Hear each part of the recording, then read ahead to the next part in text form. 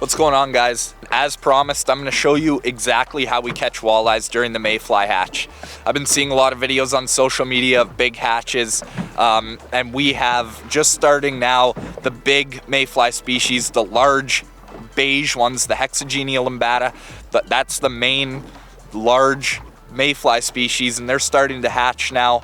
And what that means is that for most people, the walleye fishing's gonna start to become pretty tough. But thankfully, we spoke with a mayfly expert, a biologist who dedicated her career to studying a lot of mayflies. And we're gonna translate a lot of that scientific knowledge from that podcast that we did with Bev Ritchie. And we're gonna show you how we translate the science into the angling aspect of it and catch a ton more walleyes when a lot of people are struggling to catch walleyes. And there's a little 1-2 punch. There's a way that we locate the fish because they are so spread out during this time. And then when we find small clusters of them, we pick them apart. Stick around and I'll show you how we do it.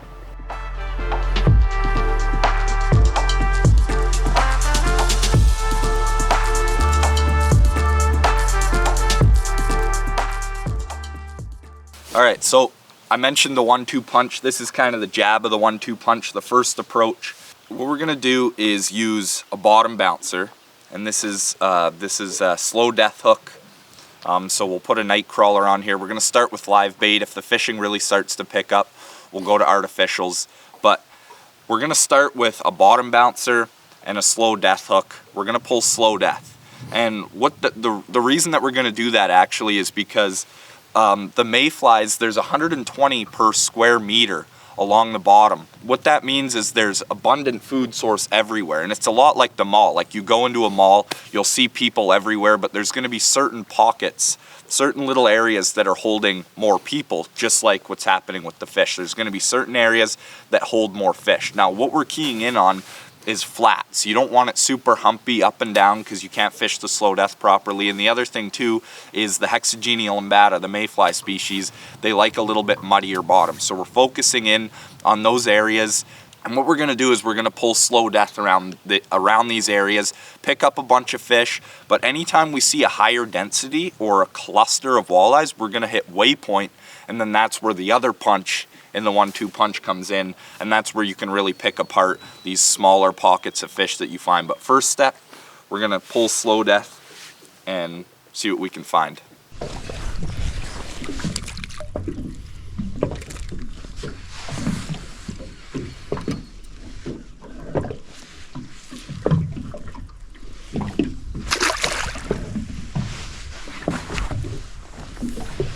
The goal is to thread it right down the middle of the crawler, just like this, and then you want to leave about fish all over here. Better drop a waypoint. Let's pick them apart.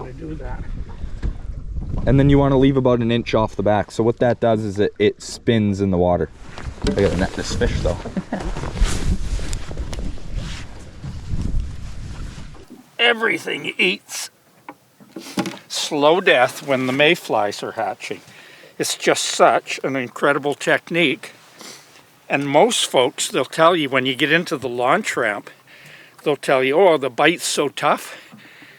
And the cool thing is that for folks that are just starting out, you put a slow death rod in their hand and you just hold it until something pulls, and when a fish pulls, you pull back.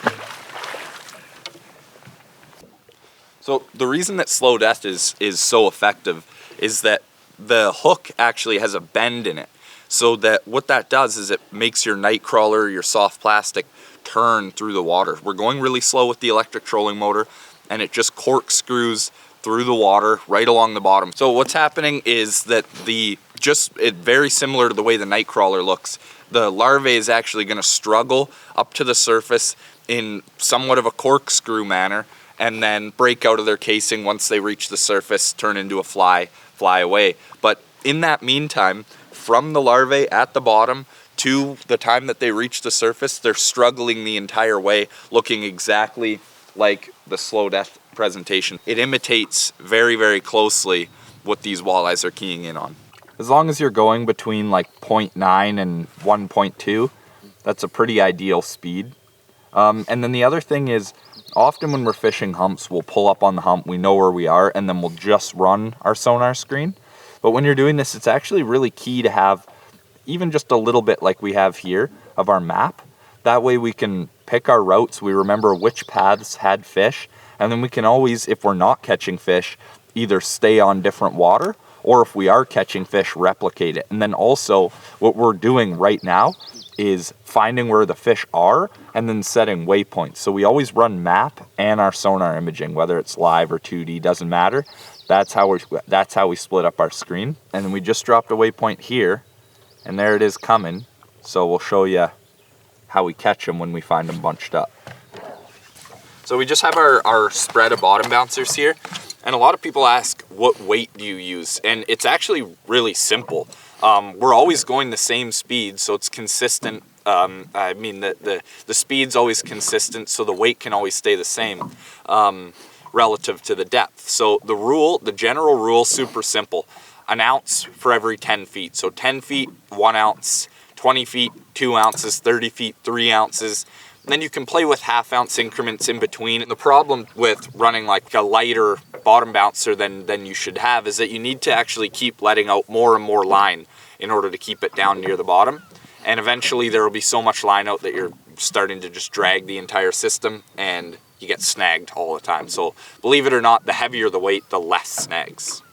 That's what we're doing. We're in about 20 feet right now, so we're running 2 ounces to 2.5. What I just did here was we bought night crawlers this morning just so we could, catch a few fish, show you that live bait works. But what I just did, we've been on them pretty good. I just put a Ned BLT.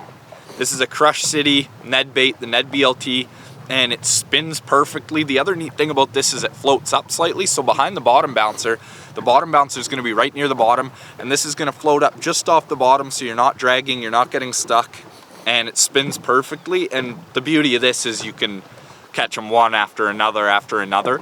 And the other big notable point with soft plastics is that if you get a bump, oftentimes they'll take your night crawler, but with this you can keep it down there. You don't have to reel up and make sure your bait's still there. You can just keep it down there, get bite fish, and it's a lot better system when you're on fish is to use soft plastic. So that's what we switched to now that we know we're on them, and once we find exactly where they are, we'll pick them apart. I should also mention that sometimes you actually never find them super condensed. They're all spread out. There's one here, one there, and you have to troll all day. But we think we're probably going to find them condensed. We've found some tighter schools, and if we get on that, then we'll pick them apart. I'll show you how we do it. It does pin them just so well. But another nice walleye. We're on them. So I think what we're going to do here is slow down and pick them apart. I'll show you how we do that. Falling right into the school, they're chasing me up. Oh, chasing me down.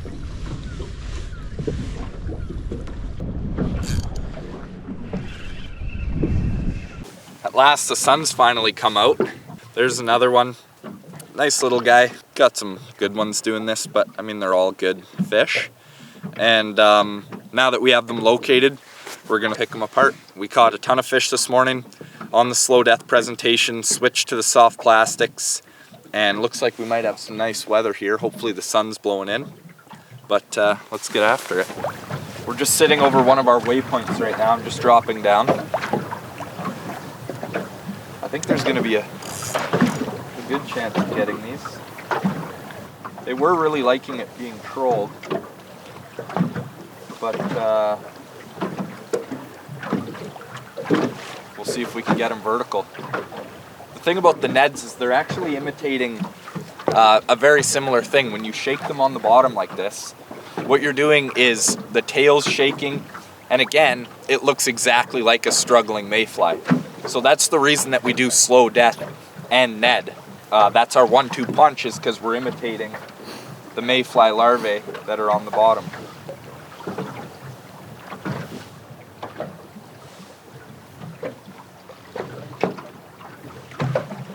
See if we can get them. There we go. I knew we could get them doing this.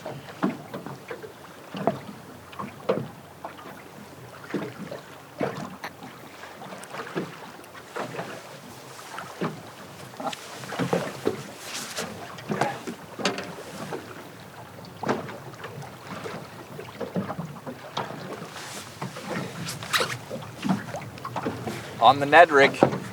We're running a little heavier heads, helps us get it down.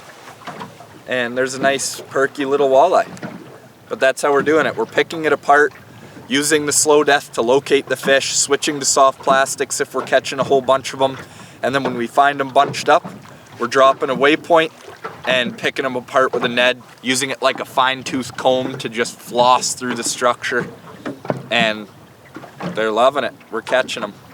A lot of people struggle really bad this time of the year with the mayfly hatch. They stop being able to catch walleyes.